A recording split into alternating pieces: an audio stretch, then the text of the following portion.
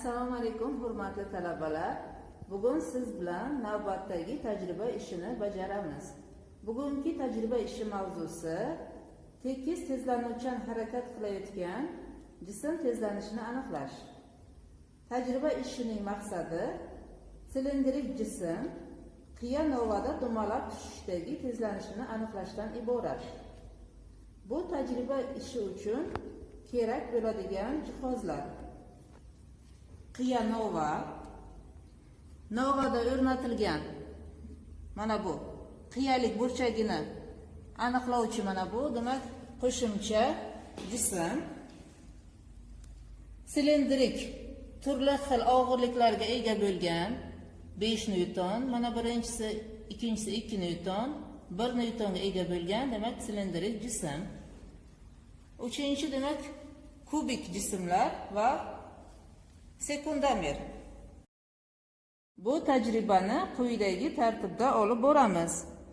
Novani shtativ yordamida salgina qiya qilib o'rnatamiz mana.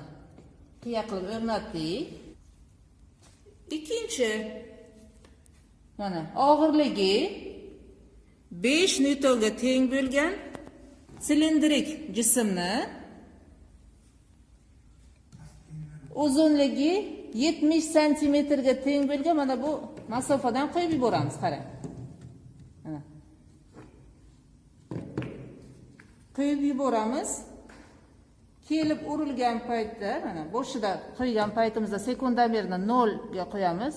Qo'yib yuborgan paytda sekundomerni mana to'xtatamiz. Mana shu boshidan A nuqta deb olsak, A nuqtadan B nuqtagacha kelganda qancha vaqt ketganini sekundomer yordamida belgilab olamiz. Bu tajribani qiyalik burchagini turlicha qilib 3-4 marta bajaramiz. Og'irligi 5 newtonga teng bo'lgan silindrik jismni qiyaligi 20 gradusga teng bo'lgan tekislikdan tashlab yuboramiz va jism mana bu demak B nuqtaga kelganda sekundomerni to'xtatamiz. Boshladik.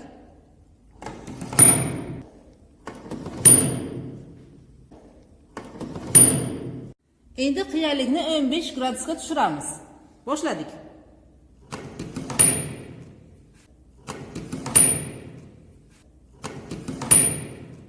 Endi qiyalikni 10 gradusga tushiramiz. Boshladik.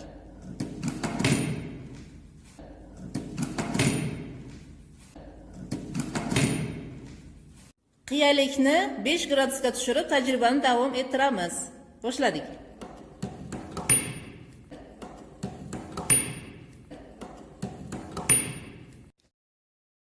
Olingan natijalarni jadvalga kiritib, kerakli kattaliklarni o'lchab olamiz.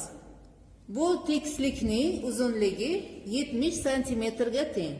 Barcha tajribalarda demak bu uzunlik o'zgarmas bo'lib qoladi.